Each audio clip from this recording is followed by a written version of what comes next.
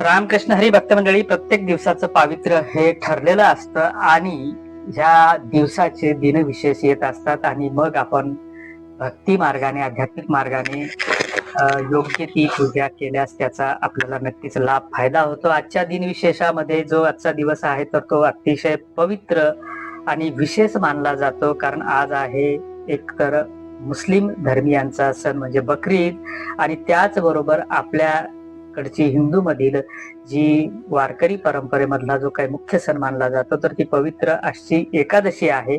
आणि या एकादशीच्या दिवशी आपण आज जाणून घेऊ की या दोन्ही दिवसाचे नेमके महत्व काय, श्रद्धा आणि आपल्या जीवनाला मिळणारा नेमका संदेश नेमका काय असणार आहे हे या पुढच्या 1-2 मिनिटांमध्ये आपण जाणून घेणार आहोत. तेव्हा चॅनलवर पहिल्यांदाच आले असाल, नवीन असाल तर सबस्क्राईब करायला विसरू नका आणि व्हिडिओ शेवटपर्यंत पहा आणि अशाच भक्तिमय व्हिडिओसाठी आपल्या चॅनलला सबस्क्राईब करायला विसरू नका.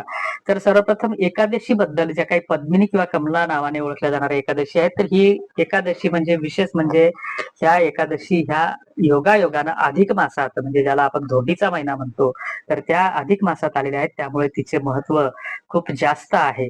पद्मिनी म्हणजे कमळासारखी शुद्ध आणि सुंदर. या दिवशी विष्णू भगवान आणि माता लक्ष्मीची पूजा केल्याने मनुष्याच्या सर्व मनोकामना पूर्ण होतात अशी यामागची धारणा आहे.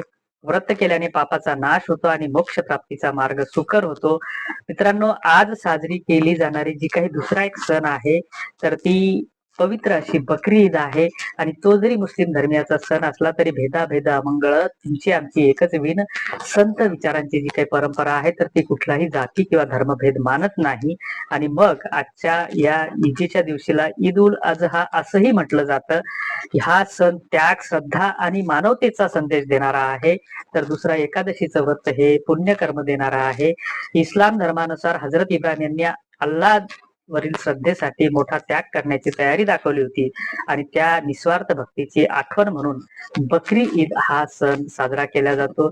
याबाबत बऱ्याच चर्चा येत असतात. मात्र या दिवसाचा जो काही मुख्य संदेश आहे बकरी ईदचा, तो अहंकाराचा त्याग करा आणि मानवतेला महत्व द्या आणि गरजूंना मदत करा, असा या आजच्या सणाचा संदेश आहे.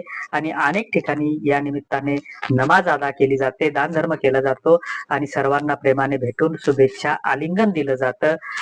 धर्म कोणताही असो, प्रेम, दया आणि सेवा हाच प्रत्येक धर्माचा खरा संदेश असतो. आणि भक्ती ही कोणत्याही धर्माची नसते तर ती हृदयाची असते. आज दोन्ही पर्व आपल्याला हेच शिकवतात, त्याग करा, प्रेम करा आणि भगवंतावर विश्वास ठेवा.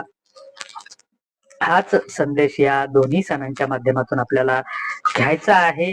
तेव्हा जे काही कमला एकादशी ज्या आहेत किंवा ज्या काही पद्मिनी एकादशी आहेत, तर या माध्यमातून जर काही भाविक उपवास करत असतील तर उपवास करत असताना एका गोष्टीचं पथ्य पाळलं पाहिजे की एकादशी जे व्रत आहे तर जोपर्यंत आपल्याला शक्य असेल तर तोपर्यंत निराहार राहिलं पाहिजे किंवा थोडाफार फलाहार घेऊन आपण एकादशीचा उपवास केला पाहिजे.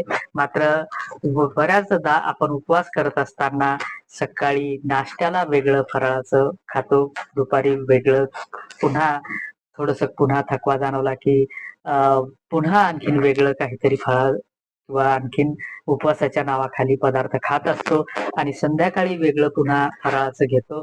तर यातून हा प्रश्न आपण स्वतःला विचारला पाहिजे की आपण स्वतःला फसवतो की देवाला फसवतो. उपवासाचा अर्थ होतो लंघन करणे किंवा निराहार राहणे. तर तेव्हा जर उपवास करायचाच असेल तर त्या पद्धतीने केला पाहिजे, अन्यथा देवाचं नामस्मरण करा, एकमेकांसोबत प्रेमानं वागा. हाच आजच्या दिवसाचा संदेश आहे. तुम्हाला काय वाटतं ते कमेंट बॉक्स मध्ये नक्की कळवा. धन्यवाद.